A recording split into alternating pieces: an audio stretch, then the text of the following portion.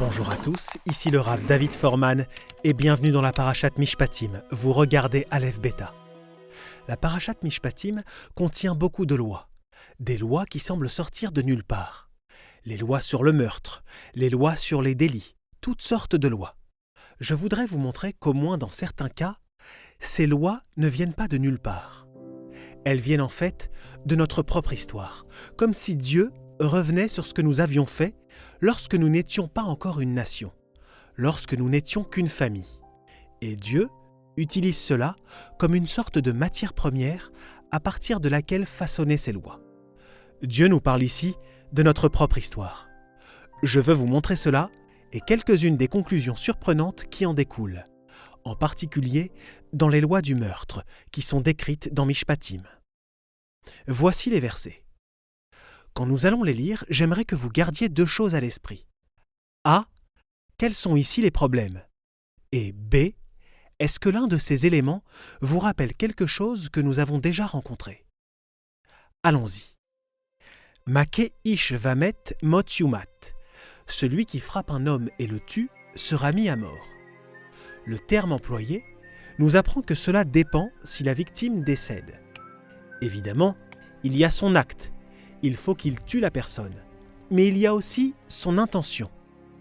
Alors la Torah dit « Va asher lotsada » s'il n'a pas la bonne intention, s'il n'avait pas l'intention de le tuer. « Ve'a Elokim inaleyado » et Dieu a en quelque sorte provoqué cela. C'est juste arrivé par accident. « Ve'samti lecha makom asher yanus shama » alors Dieu dit « Je vais lui donner une place pour fuir.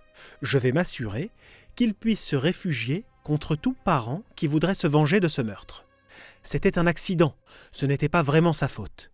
Dieu a simplement fait en sorte que cela se produise. C'est une sorte de meurtre, un meurtre sans culpabilité réelle parce que l'intention n'était pas présente. Maintenant, la Torah demande, mais que faire si oui l'intention était réelle? Quel exemple a-t-on ici? Vechi yazid ish al re'ehu le orgo be'arma. Si une personne agit de manière intentionnelle pour tuer quelqu'un avec ruse, alors, me'im misbechi tikachenu lamut. Vous pouvez emmener une telle personne loin de mon autel pour mourir. Je ne vais pas lui donner d'endroit pour fuir. Il peut s'agir de quelqu'un qui va vouloir se venger, ou bien de l'État lui-même qui va le faire en le condamnant à la peine capitale. Ça, ce sont les deux versets. Maintenant, le problème avec ces versets, c'est que, pour moi, ils sont hors de propos. Je pense que cela aurait été beaucoup plus logique de dire « Make ish vamet mot yumat » si une personne tue quelqu'un, alors elle va mourir. Dans quelles circonstances cela est vrai? C'est quand une personne a prémédité de tuer son prochain. C'est là que vous devez le mettre hors de nuire. Mais s'il n'avait pas d'intention coupable, s'il n'essayait pas de le tuer, alors c'était un accident, et il faut que cette personne accède à un refuge. L'État lui-même doit fournir un refuge à cette personne. Cela aurait été la façon logique. Mais nous voyons l'inverse ici. On parle de l'exception avant la règle. Pourquoi a-t-on fait cela? Pourquoi a-t-on inversé? Je pense que la réponse, c'est peut-être que la Torah suit en fait sa propre chronologie, parce que les événements après lesquels elle modélise ses lois se sont en fait produits dans l'ordre dans lequel la Torah nous dit qu'ils se produisent.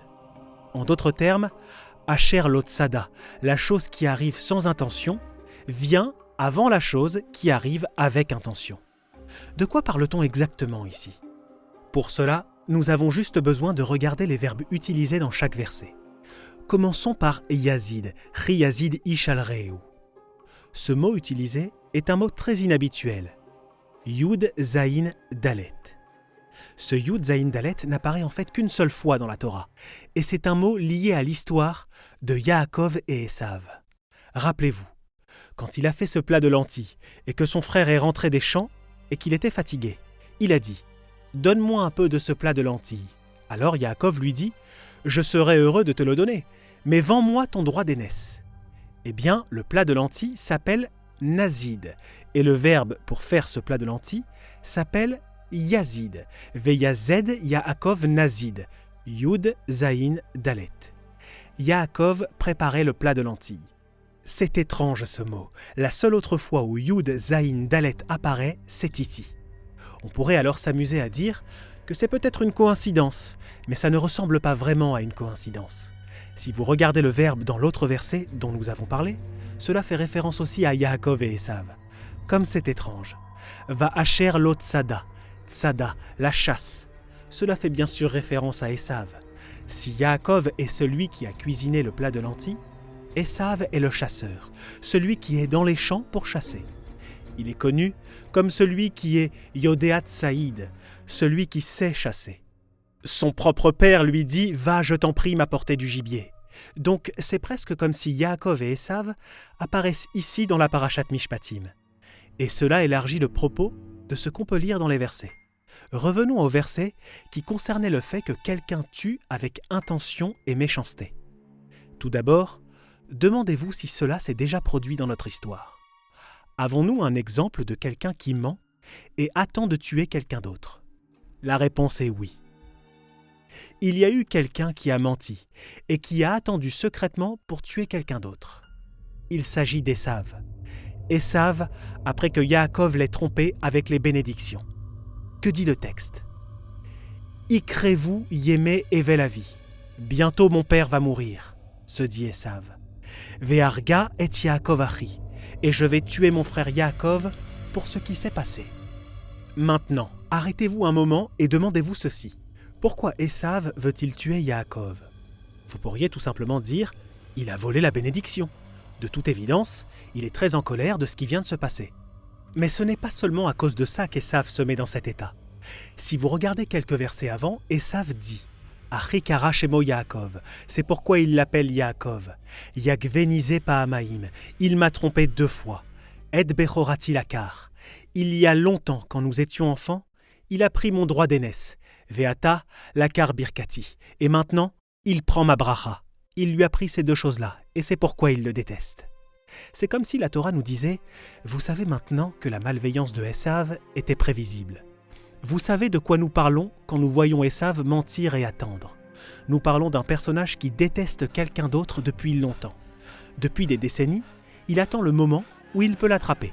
Lentement, sa haine se construit, une brique après l'autre, et il attend le temps qu'il faut pour tuer.